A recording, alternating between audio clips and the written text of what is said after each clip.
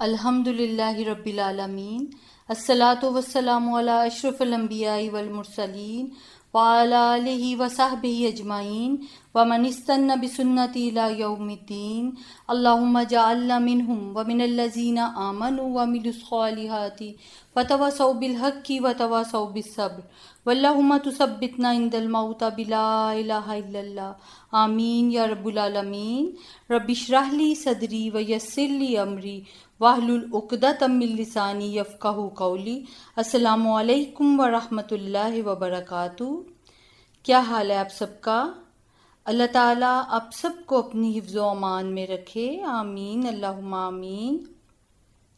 اللہ تعالیٰ کے بابرکت نام سے ہم قصص الانبیاء کا سلسلہ شروع کر رہے ہیں، الحمدللہ۔ اس میں انشاءاللہ تعالیٰ ہم حضرت آدم سے لے کے نبی کریم صلی اللہ علیہ وآلہ وسلم تک آنے والے ان تمام انبیاء اور رسول جن کا ذکر قرآن پاک میں موجود ہے، ان کو ہم ترتیب کے ساتھ کریں گے، یعنی کہ ان کی پیدائش کی ترتیب کے ساتھ انشاءاللہ تعالیٰ۔ اللہ تعالیٰ نے قرآن مجید میں جو ایک ہی واقعے کو بار بار قرآن پاک کی مختلف جگہ میں بیان کیا ہے، تو ہر جگہ پر اللہ تعالیٰ نے اس میں کچھ نہ کچھ زائد چیز بیان کی ہے، اور ہر جگہ کوئی نہ کوئی نصیحت دینا مقصد ہوتا ہے۔ تو ہمیں یہ بات یاد رکھنی ہے کہ اللہ تعالیٰ نے قرآن مجید میں یہ واقعات جو ہیں وہ اس لیے بیان کیے ہیں کہ وہ رب کریم ہمیں بچانا چاہتے ہیں، کہ جیسے گزشتہ قوموں نے اپنے انبیاء کی تعلیمات کو رد کر کے بھیانک گناہ کیے ہیں، تو ہم ان گناہوں سے بچ جائیں۔ اور قصص الانبیاء کا مقصد یہ ہے کہ ہر واقعے کو قرآن مجید کی ان مختلف جگہوں سے اور آپ صلی اللہ علیہ وآلہ وسلم کی حدیث کی روشنی میں ہم اس انداز سے پروئیں گے کہ قرآن مجید کی وہ آیات جو ہیں وہ ان کو سمجھا جا سکے۔ اور یہ بھی ہے کہ ہم اگر انشاءاللہ تعالیٰ قرآن پاک کے ان قصص الانبیاء کو کر لیں گے تو ہم قرآن پاک کے بڑے حصے کو جان لیں گے انشاءاللہ تعالیٰ۔ قصص الانبیاء بیان کرنے سے پہلے ہم تھوڑی سی بات قرآن اور حدیث کی روشنی میں تخلیق کے کائنات پر کر لیتے ہیں، جس میں ہم انسانی روح، فرشتوں کو، جنات، زمین و آسمان اور کائنات کی تخلیق پہ بات کریں گے۔ اور اس موضوع پر ڈاکٹر اسرار احمد نے جو لیکچر دیے ہیں وہ بہت کمال کے ہیں، اور انشاءاللہ تعالیٰ میں انہی کو جو ہے وہ مختصر کر کے بیان کروں گی۔ تو ہم آغاز کرتے ہیں ایک حدیث سے۔ حدیث کو غور سے سنیے گا، یہ ترمذی کی حدیث ہے، حدیث نمبر ہے 3076۔ حضرت ابو ہریرہ رضی اللہ عنہ سے روایت ہے کہ اللہ کے رسول صلی اللہ علیہ وآلہ وسلم نے فرمایا، جب اللہ نے آدم کو پیدا کیا اور ان کی پیٹھ پر ہاتھ پھیرا تو اس سے ان کی اولاد کی وہ ساری روحیں باہر آ گئیں جنہیں وہ قیامت تک پیدا کرنے والا ہے۔ پھر ان میں سے ہر انسان کی آنکھوں کے بیچ میں نور کی ایک ایک چمک رکھتی۔ پھر انہیں آدم کے سامنے پیش کیا تو آدم نے کہا، میرے رب کون ہیں یہ لوگ؟ اللہ تعالیٰ نے فرمایا، یہ تمہاری ذریت اولاد ہیں۔ پھر انہوں نے کہا، ان میں سے ایک ایسا شخص دیکھا جس کی دونوں آنکھوں کے درمیان کی چمک انہیں بہت اچھی لگی۔ انہوں نے کہا، اے میرے رب یہ کون ہے؟ اللہ تعالیٰ نے فرمایا، تمہاری اولاد کی آخری امتوں میں سے ایک فرد ہے، اسے داؤد کہتے ہیں۔ انہوں نے یعنی کہ حضرت آدم نے فرمایا، میرے رب اس کی عمر کتنی رکھی ہے؟ اللہ تعالیٰ نے ارشاد فرمایا، 60 سال۔ انہوں نے کہا، میرے رب میری عمر میں سے 40 سال لے کر اس کی عمر میں اضافہ فرما دے۔ پھر جب آدم کی عمر پوری ہو گئی، ملک الموت ان کے پاس آئے تو انہوں نے کہا، کیا میری عمر کے 40 سال ابھی باقی نہیں ہیں؟ تو انہوں نے کہا، کیا تو نے اپنے بیٹے داؤد کو نہیں دے دیے تھے؟ تو آپ صلی اللہ علیہ وآلہ وسلم نے ارشاد فرمایا، تو آدم نے انکار کیا، چنانچہ ان کی اولاد بھی انکاری بن گئی۔ آدم بھول گئے تو ان کی اولاد بھی بھول گئی۔ آدم نے غلطی کی تو ان کی اولاد بھی خطا کار بن گئی۔ اس حدیث کے دوسرے حصے کو انشاءاللہ تعالی ہم حضرت آدم یا حضرت داؤد کے قصے میں دیکھیں گے یہاں ہم اس حدیث کے پہلے حصے کو اگر دیکھیں تو ہمیں ایک چیز پتہ چلتی ہے کہ اللہ تعالیٰ نے قیامت تک آنے والی تمام روحوں کو پیدا کر دیا ہوا ہے، یعنی کہ قیامت تک جتنی بھی روحوں نے دنیا میں ابھی آنا ہے وہ سب پیدا ہو چکی ہوئی ہیں۔ یہ روح کے طور پر ہماری پہلی پیدائش ہوئی۔ پھر کیا ہوا؟ پھر یہ ہوا کہ ہم یعنی کہ سب روحیں، یاد رہے کہ قیامت تک آنے والی تمام روحیں ایک ساتھ اللہ تعالیٰ کے حضور، اللہ تعالیٰ کے پاس موجود تھیں۔ اس وقت ہم سب شعور کی حالت میں تھے، اپنے رب کے پاس موجود تھے۔ اور یہ کیسے پتہ چلتا ہے کہ ہم سب جو ہے وہ اس وقت شعور کی حالت میں تھے؟ کیونکہ قرآن پاک کہتا ہے کہ اس وقت جب تمام روحیں اللہ تعالیٰ کے پاس جمع تھیں، انہوں نے اللہ تعالیٰ سے ایک عہد کیا تھا، اور عہد جو ہے وہ ہمیشہ شعوری حالت میں ہی ہوتا ہے۔ اس عہد کو عہد الست کہتے ہیں۔ اس کا ذکر سورۃ اعراف کی آیت نمبر 172 میں ہے۔ آیت کا ترجمہ ہے، اور جب تیرے رب نے بنی آدم کی پشتوں سے ان کی اولاد کو نکالا اور ان سے ان کی جانوں پر اقرار کرایا، کیا میں تمہارا رب نہیں ہوں؟ انہوں نے کہا ہاں، ہم اقرار کرتے ہیں، یوں نہ ہو کہ قیامت کے دن کہنے لگو کہ ہمیں تو اس کی خبر نہ تھی۔ یہ ہے عہد الست، الست بربکم، کیا میں تمہارا رب نہیں ہوں؟ اور ہم نے کیا کہا؟ قالوا بلا شہدنا، سب نے کہا بلا کیوں نہیں، شہدنا ہم سب آپ کو رب ہونے کی، آپ کا رب ہونے کی گواہی دیتے ہیں۔ یہ ہے عہد۔ اب بہت سے لوگ جو ہیں وہ اس پہ اعتراض کرتے ہیں کہ ہمیں تو پتہ ہی نہیں ہے کہ ہم نے عہد کیا ہے، ہم نے تو کوئی گواہی نہیں دی ہے۔ تو یہ بات تو ان کو پتہ ہے نا کہ یہ کوئی اور نہیں کہہ رہا کہ ہم نے گواہی دی ہے، یہ اللہ تعالیٰ کی سچی کتاب کہہ رہی ہے کہ ہم نے اللہ تعالیٰ کے پاس گواہی دی تھی کہ آپ ہمارے رب ہیں۔ نہیں یاد تو رب کریم یاد کرا دیں گے، لیکن ابھی نہیں، آخرت میں۔ یہ اسی طرح ہے کہ جیسے ایگزام کے دوران اسٹوڈنٹ جو ہے وہ یہ کہے کہ یہ سوال تو کتاب میں موجود ہی نہیں تھا، تو کیا امتحان کے دوران ہی ایگزامینر امتحان گاہ میں وہ سب کو جو ہے وہ کتاب لا کے دکھائے گا کہ یہ دیکھو یہ سوال یہاں پہ ہے؟ بلکہ وہ یہ کہے گا کہ امتحان کے بعد کتاب کھول کے دیکھ لینا، اور پھر کیسا اس کو پچھتاوا ہوتا ہے جب وہ اس بات پر پکا ہو کہ یہ سوال تو کتاب میں موجود ہی نہیں ہے، اور امتحان کے بعد دیکھتا ہے کہ واقعی وہ سوال کتاب میں موجود ہوتا ہے۔ ہماری زندگی بھی ایک امتحان ہے، زندگی ختم ہوتے ہی امتحان ختم ہو گیا تو پھر جان لیں گے کہ عہد کیا تھا۔ بلکہ اللہ تعالیٰ نے جتنی حقیقتیں قرآن پاک میں بتائی ہیں، ساری کی ساری سب ہمارے سامنے آ جائیں گی انشاءاللہ تعالیٰ۔ ایک بہت پیاری بات اگر ہم سوچیں تو کتنی خوبصورت بات ہے کہ اس عہد کرنے کی وجہ سے اللہ تعالیٰ کی ربوبیت اور اللہ تعالیٰ کے رب ہونے کی گواہی ہر انسان کی فطرت میں ودیعت ہے۔ یہ اللہ تعالیٰ کے سامنے گواہی دینے ہی کی وجہ ہے کہ جب بھی ہم اللہ کی آیات کو سنتے ہیں تو ہمارے اندر ہلچل ہوتی ہے، اور اگر روح مسک نہ ہو تو وہ پہچان جاتی ہے، اور دل اللہ کی محبت میں بھرنے لگتا ہے، اور ایمان دل میں اترنے لگتا ہے۔ اللہ اکبر۔ تو اس سب میں ہم نے دیکھا کہ اللہ تعالیٰ نے قیامت تک آنے والی تمام روحوں کو پیدا کیا، اور ان سب نے اپنے رب سے عہد کیا۔ پھر کیا ہوا؟ پھر یہ ہوا کہ اللہ تعالیٰ نے قیامت تک آنے والی تمام روحوں کو لاشعوری حالت میں سلا دیا، واللہ عالم۔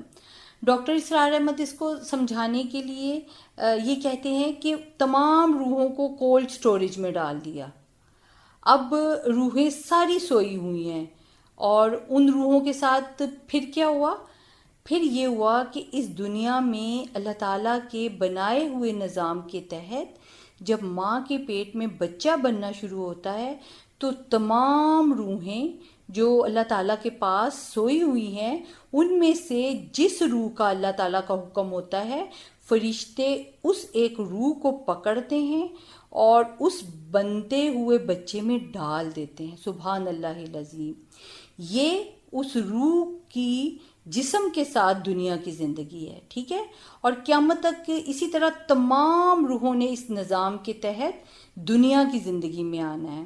جیسا کہ ہم جانتے ہیں کہ دنیا کی زندگی جو ہے وہ امتحان ہے۔ تو امتحان کیا ہے؟ امتحان یہ ہے کہ رب کائنات نے جو قرآن مجید آپ صلی اللہ علیہ وآلہ وسلم پر وحی کیا ہے، اس پر عمل کرنا ہے۔ یہ ہے سمپل ہمارا امتحان، کہ جو اللہ تعالیٰ کی آیات ہمارے سامنے ہیں ان کو سمجھنا ہے اور ان پہ عمل کرنا ہے۔ سورۃ بقرہ کی آیت نمبر 38 میں ہے، اس کا ترجمہ ہے کہ پھر اگر تمہارے پاس میری طرف سے کوئی ہدایت پہنچے، جو بھی میری ہدایت کی پیروی کرے گا نہ ان پر کوئی خوف طاری ہوگا اور نہ وہ غمگین ہوں گے۔ یہ اللہ تعالیٰ کا ہمیں پیغام ہے۔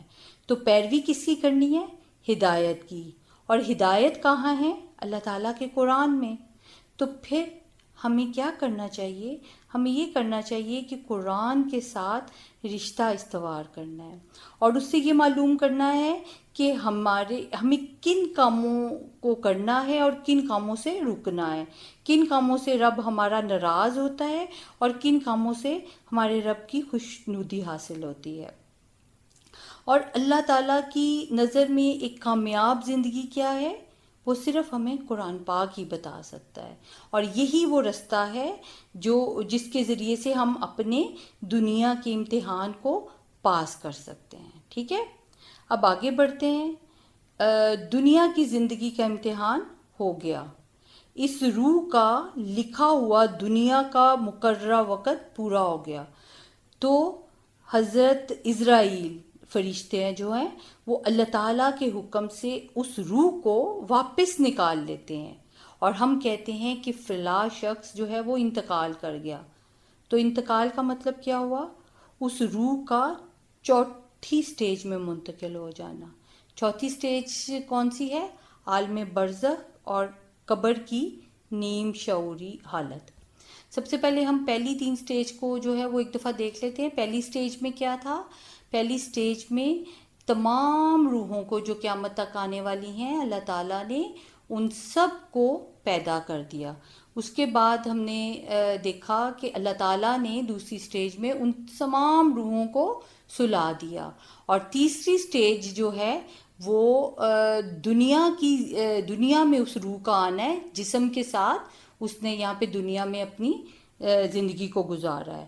اور پھر چوتھی سٹیج کون سی آ گئی؟ چوتھی سٹیج جو ہے وہ ہے عالم برزخ اور قبر کی جو ہے وہ زندگی۔ اس میں روح کا تعلق بدن کے ساتھ اس طرح باقی رہتا ہے کہ اگرچہ روح بدن سے جدا ہو گئی، مگر بدن پر جو گزرے گی روح ضرور اس سے آگاہ اور متاثر ہوگی، واللہ عالم۔ اب کیا ہے؟ ہم نے 4 سٹیجز کو دیکھ لیا، اب ہے عالم برزخ کے بعد قیامت اور آخرت کی 5ویں آخری سٹیج، وہ جس میں روح دوبارہ زندہ ہوگی، شعوری، ابدی اور ہمیشہ کی زندگی کے لیے۔ اب یہ ہے کہ امتحان میں پاس ہوئے تو جنت، فیل ہوئے تو دوزخ، بس یہ 2 ہی ٹھکانے ہیں۔ لیکن یہ جنت اور دوزخ کے درجات بھی ہیں، یہ ہمیں بڑی پیاری ایک حقیقت ہے جس کو ہمیں جان لینا چاہیے کہ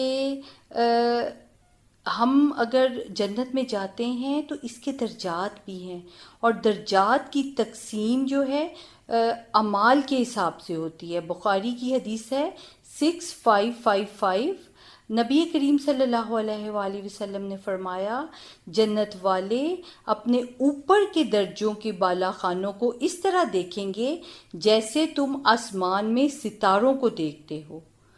جس نے زیادہ اچھے عمل کیے ہوں گے ان کو زیادہ درجے والی جنت ملے گی، اور حدیث کے مطابق جنت کے ہر 2 درجوں کے درمیان اتنا فاصلہ ہے جتنا آسمان اور زمین کے درمیان فاصلہ ہے، اور جنت الفردوس جنتوں میں سب سے اعلیٰ جنت ہے۔ جنت الفردوس کے اوپر رحمان اللہ تعالیٰ کا عرش ہے، جنت کی نہریں بھی اسی سے نکلتی ہیں، لہٰذا اگر تم اللہ تعالیٰ سے مانگو تو جنت الفردوس مانگو۔ میرے رب کا بہت فضل اور کرم دیکھیں کہ ایک بہت پیاری بات ہے جو میں اور شیئر کروں گی کہ جنتی شخص جب جنت میں جائے گا اور اپنے ماں باپ بیوی بچوں کو نہ پائے گا تو وہ پوچھے گا کہ وہ کہاں ہیں، تو اس کو جواب دیا جائے گا کہ وہ تمہارے مرتبے تک پہنچے ہی نہیں، وہ تو نچلے درجے میں ہیں۔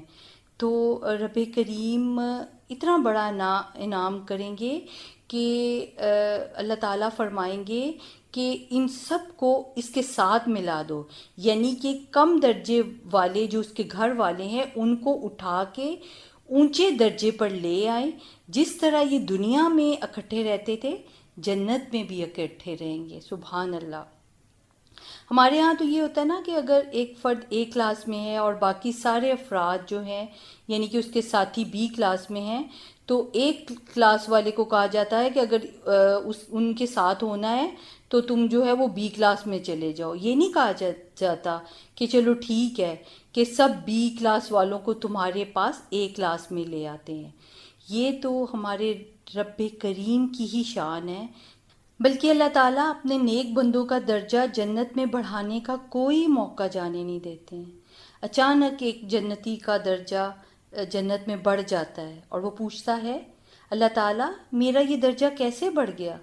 اللہ تعالیٰ پھر ارشاد فرمائیں گے کہ تیری اولاد نے تیرے لیے استغفار کیا، اسی بنا پر تیرا درجہ بڑھا دیا۔ سبحان اللہ۔ یاد رہے کہ 3 عمل ہیں جو مرنے کے بعد بھی ثواب پہنچاتے ہیں۔ صدقہ جاریہ، ایسا صدقہ جس کا اجر جاری رہتا ہے، اور علم جس سے نفع اٹھایا جا رہا ہو، ایسا علم پیچھے چھوڑ کے گیا ہو جس سے بعد میں بھی نفع اٹھایا جاتا ہو، یا نیک اولاد جو اس کے لیے دعا کرے۔ یہ مسلم کی حدیث ہے 1631۔ اللہم جعلنا منہم۔ اللہ تعالیٰ ہمیں ان لوگوں میں سے بنائے جو اپنے پیچھے ان 3 عملوں کو چھوڑ کے جاتے ہیں۔ آمین، اللہم آمین۔ اس ٹاپک کو ایک دفعہ پھر ریوائز کر لیتے ہیں۔ سب سے پہلے اللہ تعالیٰ نے ہماری روح کو پیدا کیا، بلکہ قیامت تک آنے والی تمام روحوں کو اللہ تعالیٰ نے پیدا کر دیا، اور عالم ارواح میں یہ ساری روحیں شعور کی حالت میں موجود تھیں، اور اسی موقع پہ تمام روحوں نے اللہ تعالیٰ سے عہد کیا تھا۔ یہ ہماری پہلی لائف ہوئی روح کے طور پر۔ دوسری سٹیج کی ہیڈنگ میں نے ڈیتھ دی ہے۔ اس میں اللہ تعالیٰ نے تمام ارواح کو، قیامت تک آنے والی تمام ارواح کو سلا دیا، اور تمام روحیں لاشعور کی حالت میں چلی گئیں۔ تیسری سٹیج کو میں نے ہیڈنگ دی ہے لائف۔ جب حضرت آدم کو اللہ تعالیٰ نے دنیا میں بھیج دیا اور ان کی نسل آگے چلی، تو ایک نظام کے تحت ہر روح جو ہے وہ اس دنیا میں آئی اور اس کو جسم دیا گیا، اور وہ شعور کی حالت میں اس نے یہاں پر اپنی زندگی کو گزارا ہے، اور ہر روح کا ایک وقت دنیا میں مقرر ہے۔ جب اس کا وقت پورا ہو گیا تو اس روح کو جسم سے علیحدہ کر دیا جاتا ہے، اور وہ چوتھی سٹیج پہ چلی جاتی ہے جس کی میں نے ہیڈنگ دی ہے ڈیتھ۔ یہ قبر اور عالم برزخ ہے جس میں یہ روح نیم شعوری حالت میں ہوتی ہے، کیونکہ احادیث سے ہمیں پتہ چلتا ہے کہ ہر انسان کی قبر جو ہے وہ جنت کے باغیچوں میں سے ایک باغ ہوگی، یا دوزخ کے گڑھوں میں سے ایک گڑھا ہوگی۔ یعنی اگر وہ نیک روح ہے تو وہ جنت کی نعمتوں کو محسوس کرے گی، اور اگر وہ بری روح ہے تو وہ دوزخ کے عذاب کو محسوس کرے گی۔ اس کے بعد فائنل اور آخری سٹیج جو ہے جس کی ہیڈنگ میں نے لائف دی ہے، یہ 5ویں سٹیج ہے۔ یہ آخرت میں جب اللہ تعالیٰ سب کو دوبارہ اٹھائیں گے تو اس وقت سب مکمل شعور کی حالت میں ہوں گے اور اپنے اعمال کے مطابق جو ہے وہ یا جنت پائیں گے یا دوزخ میں جائیں گے، اور یہ ان کی ابدی اور ہمیشہ کی زندگی ہوگی۔ اللہ تعالیٰ نے فرشتوں کو اور جنوں کو اور اس کائنات کو تخلیق آدم سے پہلے پیدا کیا، تو انشاءاللہ تعالیٰ ہمارا اگلا ٹاپک یہی ہوگا، اور اس کے بعد تھرڈ ٹاپک جو ہے ہمارا وہ حضرت آدم کے قصے پہ ہوگا انشاءاللہ تعالیٰ۔ اللہ تعالیٰ سے دعا ہے کہ اللہ تعالیٰ اس قرآن کو دنیا میں ہمارے لیے ہدایت اور آخرت میں ہماری شفاعت کا ذریعہ بنائے، آمین اللہم آمین۔ السلام علیکم ورحمۃ اللہ وبرکاتہ۔